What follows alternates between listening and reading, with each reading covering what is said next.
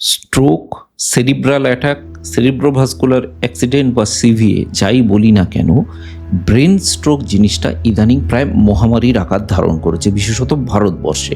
এখানে দেখা গেছে প্রত্যেক 1,00,000 লোকে প্রায় 100 থেকে 150 জনের মধ্যে গ্রসলি স্ট্রোক হয়। তো বোঝাই যাচ্ছে স্ট্রোকের পরিমাণ কি পরিমাণে বেড়ে গেছে।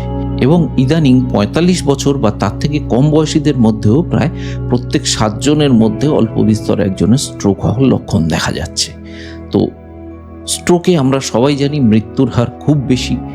মানে ধরুন স্ট্রোক হওয়ার 1 বছরের মধ্যে প্রায় 20 থেকে 40% লোক, মানে 100 জনে 20 থেকে 40 জন মারা যায়। 5 বছরের মধ্যে প্রায় 60 জন মারা যায় এবং 7 বছরের মধ্যে এই রেটটা আরও বেশি, মানে 70 থেকে 80 জন মারা যায় স্ট্রোক হওয়ার পরে।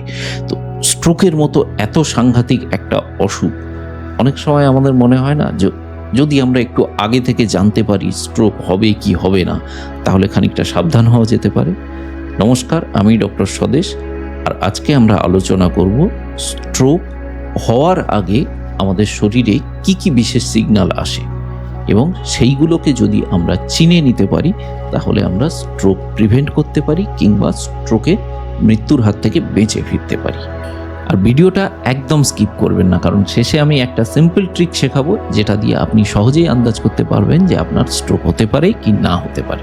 চলুন প্রথমেই জানা যাক স্ট্রোক কি ধরনের হয়। স্ট্রোক মোটামুটি 2 ধরনের। স্ট্রোক বা সেরিব্রোভাস্কুলার অ্যাক্সিডেন্ট, একটা হচ্ছে হেমারেজিক, মানে আপনার মস্তিষ্কের মধ্যে কোনো একটা বিশেষ জায়গায় কোনো বিশেষ শিরা ধমনী ছিঁড়ে গিয়ে রক্তক্ষরণ হবে, এটা হচ্ছে হেমারেজিক। আর একটা হচ্ছে ইস্কিমিক বা ইনফার্কটিভ, মানে ওই যে শিরা বা ধমনী ওর মধ্যে কোথাও রক্ত জমাট বেঁধে গেল, তার ফলে যেটা হবে যে আপনার শরীরের বিশেষ একটা অংশ সে হচ্ছে রক্তে সাপ্লাই না পেয়ে ওই ব্রেনের ওই অংশটা আস্তে আস্তে আস্তে আস্তে নষ্ট হয়ে যাবে, এটা হচ্ছে ইস্কিমিক স্ট্রোক। তো মেনলি এই 2 ধরনের স্ট্রোক হয়। এবার স্ট্রোক কেন হয়? স্ট্রোক হওয়ার কিছু কন্ট্রিবিউটারি ফ্যাক্টর আছে, যেমন হাই সুগার, যেমন হচ্ছে প্রেশার, কিছু বদভ্যাস যেমন সিডেন্টারি লাইফস্টাইল। এছাড়া স্ট্রোক কেন হয় বা স্ট্রোক কাদের হয়? স্ট্রোক জেনেটিক্যালি হতে পারে, ফ্যামিলিতে স্ট্রোক হওয়ার লক্ষণ থাকে। 2 নম্বর, যাদের হাই প্রেশার থাকে, হাই সুগার থাকে, যারা ক্রনিক স্মোকার হয়, এই জাতীয় কারণগুলো যাদের, তাদের কিন্তু স্ট্রোক হতে পারে।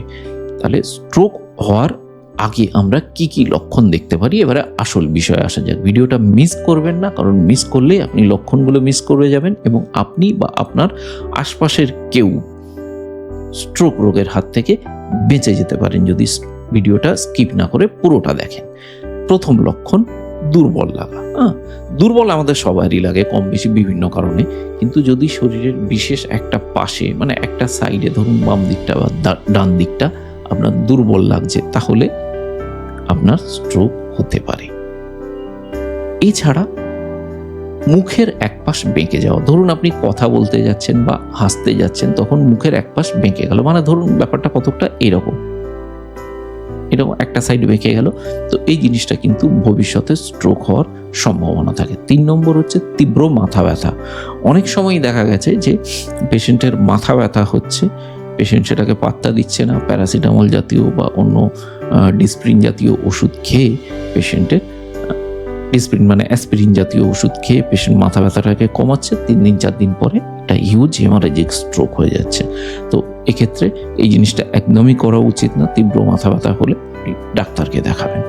এছাড়া কি হতে পারে, আপনি কথা বলতে যাচ্ছেন, আপনার কথাটা জড়িয়ে যাচ্ছে, যেটাকে স্লারিং অফ স্পিচ বলি আমাদের ভাষায়, ডাক্তারি ভাষায়, মানে আপনার কথাটা ঠিক ক্লিয়ার আসছে না। আপনি নর্মালি ক্লিয়ারলি কথা বলেন, কিন্তু আপনার বাড়ির লোক বা বন্ধু বান্ধব বলছে যে তোর কথাটা বা আপনার কথাটা না কিরকম একটা জড়িয়ে যাচ্ছে। তো সেক্ষেত্রেও আপনি সাবধান হবেন, আপনার হয়তো খুব শিগগিরই স্ট্রোক হতে চলেছে।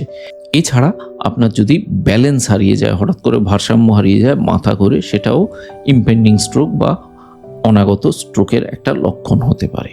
তো আপনি কি করবেন এই লক্ষণগুলো হলে? আপনি যদি এই লক্ষণগুলো চিনতে পারেন, ইমিডিয়েটলি আপনার ফিজিশিয়ান বা নিউরোলজিস্টের পরামর্শ নিন।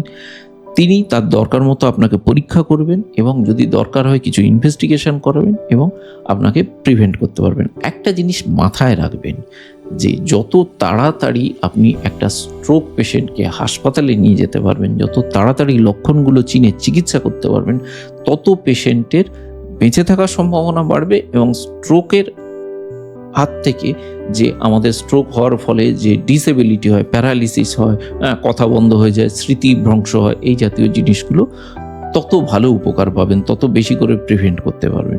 সাধারণত স্ট্রোক হওয়ার প্রথম 3 থেকে 4 ঘন্টা গোল্ডেন পিরিয়ড, এই সময় যদি আপনি হাসপাতালে নিয়ে যেতে পারেন, এই সময়ের মধ্যে যদি আপনি চিকিৎসা শুরু করতে পারেন, তাহলে উপকারটা সবচেয়ে বেশি পাওয়া যায়। তো এবার থেকে এই লক্ষণগুলো হলে অবহেলা করবেন না, কারণ যারাই এগুলোকে আগে ভাগে চিনে নিয়েছে তারাই কিন্তু উপকার পেয়েছে, তারা প্রাণে বেঁচে গেছে, তাদের বাড়ির লোক সুস্থ স্বাভাবিক আছে। তো যেটা আমি ভিডিও শুরুতে প্রমিস করেছিলাম যে আমি একটা সিম্পল ট্রিক শেখাবো। ট্রিকটা হচ্ছে fast, FAST, F for face, মানে আপনি হাসার চেষ্টা করুন, যদি দেখেন আপনার মুখ বেঁকে যাচ্ছে তাহলে আপনার স্ট্রোক হওয়ার সম্ভাবনা আছে।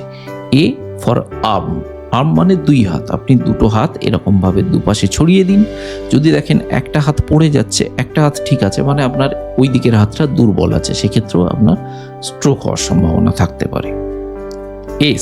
S মানে হচ্ছে স্পিচ, মানে আপনি কথা বলার চেষ্টা করুন, যদি জড়িয়ে যায় তাহলেও আপনার স্ট্রোক হওয়ার সম্ভাবনা থাকতে পারে। আর T ফর টাইম, সবচেয়ে গুরুত্বপূর্ণ, যদি এই জিনিসগুলো হয় আপনি টাইম নষ্ট না করে, সময় নষ্ট না করে ইমিডিয়েট ডাক্তারকে যোগাযোগ করুন, ইমিডিয়েট হাসপাতালে যোগাযোগ করুন।